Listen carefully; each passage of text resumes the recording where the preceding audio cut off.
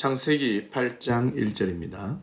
하나님이 노아와 그와 함께 방주에 있는 모든 들짐승과 가축을 기억하사 하나님이 바람을 땅 위에 불게 하심에 물이 줄어들었고, 하나님께서는 우리를 기억해 주십니다. 노아 가족을 하나님이 잊었기 때문에 기억했다라는 표현이라기보다는 하나님께서 사랑하시고 또 하나님께서 은혜를 베풀어 주시기 위하여 기다리고 계신다. 계속 일하고 계신다. 기억하고 계신다라는 의미겠죠. 하나님이 오늘 우리를 기억해 주시면 참 감사한 일이죠. 여러분들을 기억해 주시고 여러분에게 은혜 베풀기를 원하고 계십니다. 하나님이 바람을 땅 위에 불게 하셨다. 하나님이 바람을 땅 위에 불게 하셨다. 물론 우리가 생각하는 바람입니다. 바람이 불기 때문에 땅이 마르겠지요. 이 바람이라는 단어는 하나님과 함께 사용될 때에는 하나님의 신 혹은 하나님의 영이라고 번역되기도 합니다. 창세기 1장 1절에 보니까 하나님의 영이 수면 위를 운행하셨다 그랬습니다.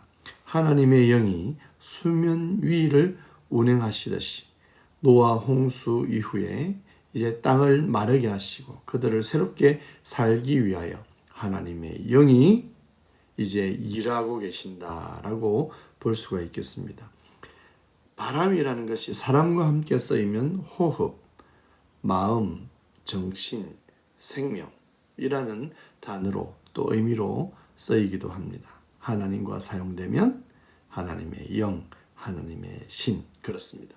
그러면 오늘도 우리는 하나님의 바람이, 하나님의 신이, 하나님의 영이 나의 삶 위에 불어서 내 삶을 인도해 가시면 좋겠습니다. 오늘 그러한 은혜가 여러분들에게 충만하시기를 바랍니다. 4절을 읽겠습니다. 일곱째 달 곧 그 달 11의 날에 방주가 아라랏 산에 머물렀으며, 홍수가 2월 17일에 시작되었고 이 방주는 7월 17일에 아라랏 산에 정박하게 됩니다. 아라랏 산이 어디에 있을까요? 물론 우리가 어디에 있다 이렇게 성경에 기록되어 있는 것을 보지는 못했습니다. 그러나 유력한 장소가 있습니다. 러시아, 터키, 이란의 국경지대에 있는 한 산을 많은 학자들은 유력한 장소로 보고 있습니다. 7절을 읽겠습니다. 까마귀를 내놓음에 까마귀가 물이 땅에서 마르기까지 날아 왕래하였더라. 노아는 바깥 컨디션을 알아보기 위해서 까마귀를 내보냅니다. 그러나 까마귀는 방주로 다시 돌아오지 않고 밖에서 왕래했다라고 이야기하고 있습니다. 그 다음으로는 비둘기를 내보내지요.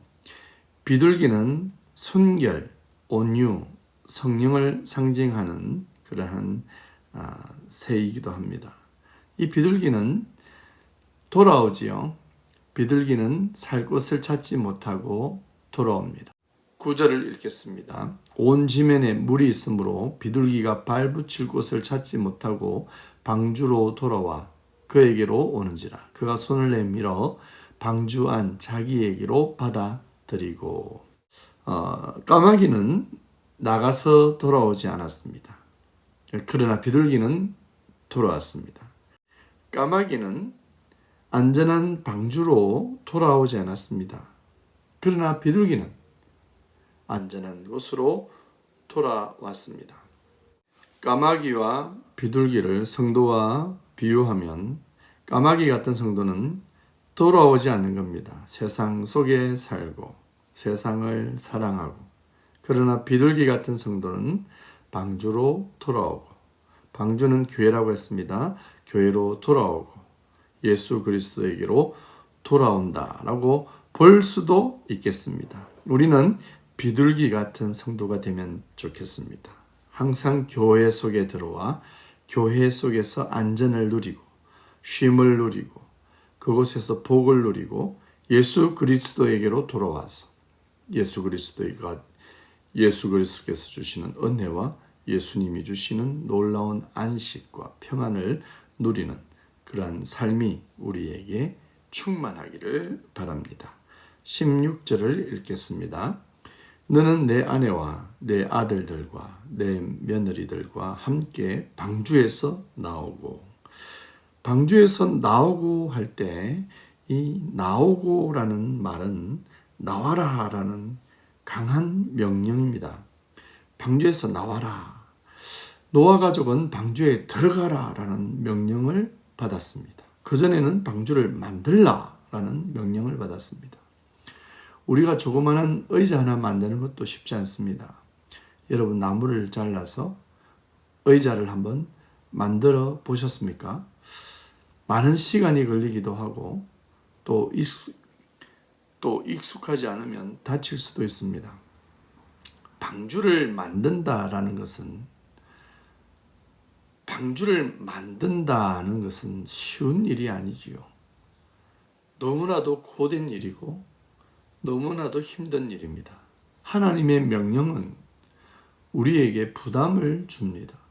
하나님의 명령은 때로 우리가 할 수 없다라고 생각이 들 만큼 힘들고 어려운 일들도 있을 수 있습니다. 하나님의 요구는, 하나님이 우리를 향해서 요구하시는 것은 우리에게 너무나도 부담이 되고 하기 싫고 피하고 싶은 것도 많이 있습니다. 그러나 하나님의 명령을 따를 때는 반드시 그 결과는 생명이 되고 복이 된다는 것을 알아야 됩니다. 노아의 가족들이 하나님의 명령을 따랐기 때문에 모든 사람들이 심판받는 자리에서 살 수가 있었습니다. 우리도 하나님의 명령을 따라야 됩니다. 하나님의 명령이 힘이 들고 고되고 어려운 것이지만 결국은 이 명령이 나를 살리고 나를 구원해 가시는 그 하나님의 사랑이라는 것을 우리는 기억해야 되겠습니다. 17절입니다. 너와 함께한 모든 혈육 있는 생물 곧 새와 가축과 땅에 기는 모든 것을 다 이끌어내라. 이것들이 땅에서 생육하고 땅에서 번성하리라 하시매. 다시 한번 하나님은 생육하고 번성할 것을 복주고 계십니다. 생육하고 번성하는 것이 하나님이 원하시는 일입니다. 이제 새로운 그림을 그렸습니다.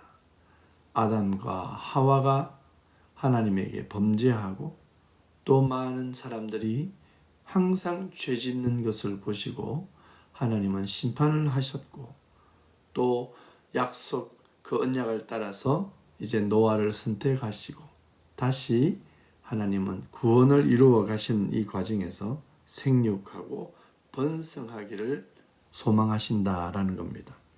오늘도 하나님은 우리를 향해서 믿음의 자손들이 생육하고 번성하기를 바라고 오늘 하나님의 사람들이 이 땅 가운데서도 이 하나님이 만드신 모든 자연 속에서도 생육하고 번성하는 일이 하나님에게 찬양이 되고 하나님이 기뻐하시는 일이라는 것입니다. 우리가 생육하고 번성하는 이 일을 위해서 더욱 노력하고 최선을 다하는 삶을 살아가야 되겠습니다. 20절입니다. 노아가 여호와께 제단을 쌓고 모든 정결한 짐승과 모든 정결한 새 중에서 제물을 취하여 번제로 제단에 드렸더니. 노아가 제단을 쌓습니다. 여호와 하나님에게 제단을 쌓습니다. 제단은 예배를 드린다는 거죠. 제사를 드린다는 겁니다. 족장 시대에는 이렇게 제단을 통해서 하나님을 만나게 됩니다. 아벨이 제사를 드리지요. 또 노아가 제사를 드리지요. 아브라함이 제사를 드립니다. 제단을 통해서 하나님을 만나는 겁니다. 이 제단을 통해서 하나님의 영광이 임하는 겁니다. 이 제단 위에 희생 제물을 올립니다. 이 희생 제물이 번제로 드려집니다. 이 희생제물, 이 피 흘림은 결국은 앞으로 우리를 위하여 오실 예수 그리스도를 드러내고 있습니다. 예수님은 어느 날 갑자기 인류를 위해서 십자가에 돌아가신 것이 아닙니다. 예수님은 하나님의 계획 속에, 하나님의 약속 가운데, 언약 가운데 이 모든 일들을 계획하시고 성취하신 분이십니다. 그렇기 때문에 창세기에도 하나님은 우리를 구원해 가시고, 그리고 그 구원의 중심에는 예수 그리스도의 피가 있음을 분명히 말씀하고 있습니다. 노아 가정이 하나님께 감사하기 때문에 제단을 쌓은 것도 있지만, 그 제단의 의미는, 그 죽음의 의미는, 정결한 짐승의 죽음의 의미는 바로 오실 메시아의 죽음을 이야기하고 있다라는 겁니다. 누군가 죽어서, 그죠? 무엇이 죽어서 하나님과 연결되어지잖아요. 하나님을 그냥 만날 수는 없습니다. 정결한 짐승이 죽어서 피를 흘려서 그것이 하나님에게 드려지잖아요. 노아와 하나님과의 관계 속에서 그 피 흘림이 있습니다. 우리와 하나님을 만나게 하는 그 중심에는 예수 그리스도의 피 흘림이, 그 보혈이 있음을 우리는 반드시 기억해야 되겠습니다. 22절을 읽겠습니다. 땅이 있을 동안에는 심음과 거둠과 추위와 더위와 여름과 겨울과 낮과 밤이 쉬지 아니하리라. 자, 22절에 땅이 있을 동안에는, 이 말은 땅이 없어질 때가 있다라는 겁니다. 대심판이 있고 지구의 마지막이 있다라는 것도 포함되어 있습니다. 물론 노아 홍수 같은 모든 생물을 그렇게 죽이지는 않으시겠지만 대심판을 통해서는 심판하실 것이라는 의지가 들어 있습니다. 모든 이 땅에 태어난 모든 사람을 하나님이 반드시 심판하시겠다, 부활시켜서 심판하시겠다라고 하신 말씀은 성경 전체에 수없이 많이 있습니다. 그래서 우리는 오늘 이 땅에 있을 때, 내가 살아있는 동안에, 나에게 시간이 있을 때, 오늘 보혈을 의지하고 예수 그리스도를 의지하고 하나님의 백성으로 사는 것이 중요합니다. 내가 이 땅에 있을 동안에, 여러분이 이 땅에 언제까지 있겠습니까? 우리는 모릅니다. 우리는 알 수가 없습니다. 오늘 내가 어떻게 될지 우리는 알 수가 없습니다. 분명히 오늘도 이 땅을 떠나는 사람은 수없이 많습니다. 예상을 한 사람도 있을 수 있고, 그러나 생각지도 못한 사람도 수없이 많이 있습니다. 병들어 누워서 오늘 죽을 수도 있겠구나 예상한 사람도 있겠지만, 그러나 전혀 생각지도 못한 사람들이 오늘 죽어갈 것이고 또 내일 죽을 것입니다. 내가 이 땅에 있는 동안에 우리는 하나님의 백성으로 살아야 하고 예수 그리스도를 의지하고 살아야 합니다. 노아 홍수와 같은 그러한 심판이 이르기 전에 하나님의 사람으로 회복되어지고 새롭게 되어지기를 간절히 바랍니다.